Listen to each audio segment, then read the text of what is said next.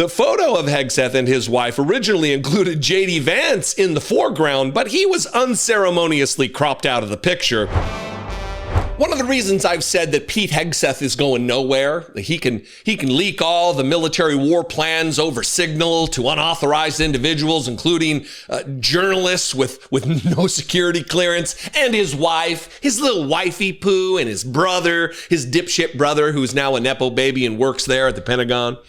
The reason he's never going to go anywhere is because he is a Trump-like figure. He is emulating Trump in every way he can, up to and including this ridiculous story that I'm going to read from at the Daily Beast and show you some photos of him decking the halls of the Pentagon with photos of himself. Some of them, him canoodling with his little wifey. The Daily Beast article really drills down on who she is, which number wife she was that he married when she was she was the mistress, and then what order the kids were conceived. And it's just a nightmare for a man who claims to be a mighty righteous man of God, and you should listen to him about morality while he's everything with a pulse. So here's the headline from the Daily Beast. Hegseth accidentally shows how Pentagon is full of cringe pictures of him. And we've got the receipts. I got the pictures here we're going to show you. Pete Hegseth is apparently following Donald Trump's lead in more ways than one. A new social media video pushing a MAGA-coded fitness challenge has revealed the defense secretary has redecorated the Pentagon with photos of himself. One scene in a promotional video shows Hegseth, 45, and Robert Kennedy Jr., 71, walking through the corridors of the Pentagon. A photograph that shows Hegseth and his third wife. Oh, the sanctity of marriage is a thing to behold, is it not? His third wife, Jennifer Rauchet, we'll call her Rauchet, give her a fancy reading of her last name. And third wife, Jennifer Rauchet, is on the wall as the pair shake hands. The photo of Hegseth and his wife originally included J.D. Vance in the foreground. As I'm reading these, we'll just throw up the pictures. And you don't have to look at the photos. The photo of Hegseth and his wife originally included J.D. Vance in the foreground, but he was unceremoniously cropped out of the picture, which was taken by Kent Nishimura for Getty Images. Hegseth frequently rails against the, quote, mainstream media, but apparently likes their photographs.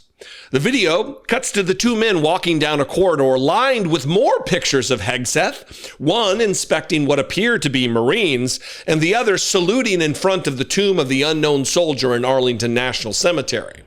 There's also a framed poster of the mocked-up F-47 next generation stealth fighter, which was named for Trump in a sycophantic gesture. Now, you've seen some of these photos, him kissing up on his third wife.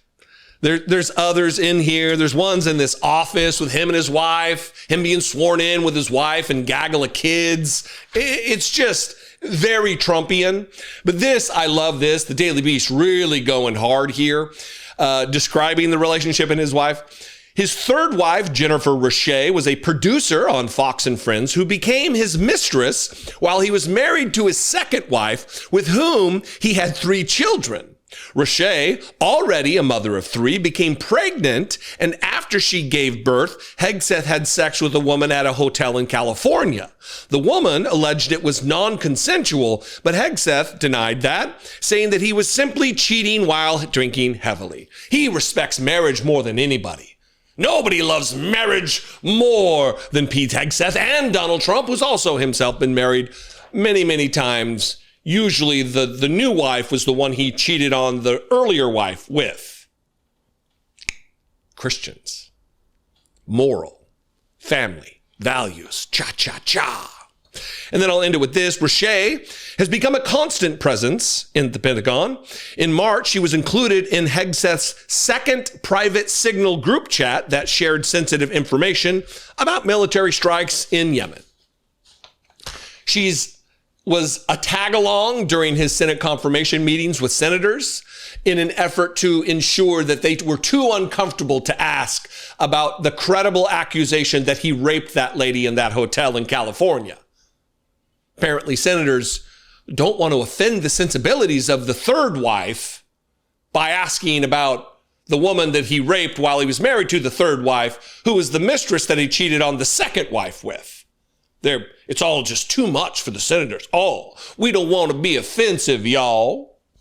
My good friend, the Honorable Mr. Hegseth, I couldn't put in that position. That's my foghorn, leghorn, Southern senator voice. You like it? Anyway, look, this just bolsters my opinion. This just bolsters my assertion that there is almost nothing that he can do to get fired by Donald Trump, because he might be the heir apparent here. Every time Donald Trump is asked about J.D. Vance taking the mantle and being the next, he demurs. He says, oh, well, it's too early to say. We don't know. He's really great, but who knows? I think it's likely Pete Hegseth. Put that question to the United States people and see what they say. Anyway, what do you think about this?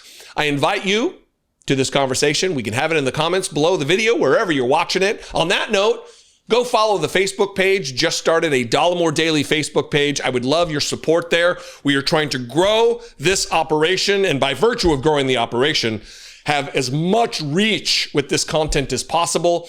And if there are eyeballs and ears on Facebook ready for the information going into the midterms, we need it more than ever. So please go support that effort.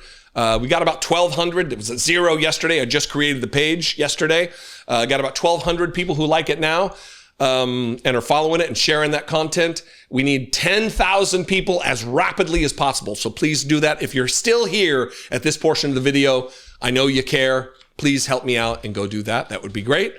And you can call the voicemail line if I haven't already said it, 714-576-4054. Of course, you can email me, daily@dollemore.com. Sorry if I did that twice. If I did, hey, what are you going to do?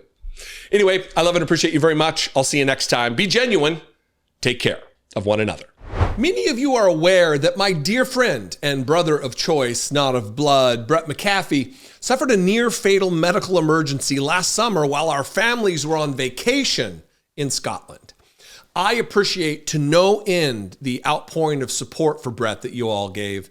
And I'm also very happy to report that he is safe and healing and working that long path of recovery. What I've probably not told you about Brett is that beyond being an excellent friend, he's also a talented writer. We have been the best of friends since we were kids, and I have been continually inspired by his creativity and by the truly singular take that he has on life. Over 2 decades ago, he wrote a poem called The Grateful Child. It's an acknowledgement of all the simple strengths that we tend to overlook. Written from the perspective of a young person, multiple grateful children express gratitude to their parents for the elements that make them who they are. The accounting of these everyday gifts inspires a clear reminder that we should not take anything for granted. I've shared Brett's remarkable poem with numerous people over the years, and a reoccurring response is that this should be a book.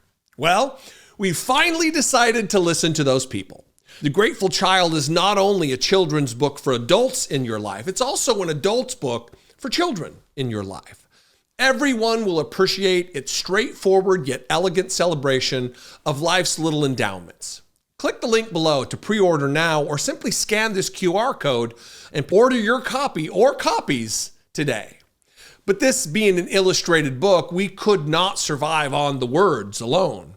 To pair with Brett's touching words, we searched all over for an illustrator who could bring the Grateful Child to visual life. We landed on somebody right here in the community from this show. Leah Farshid is an internationally acclaimed illustrator who, like you, is also an audience member.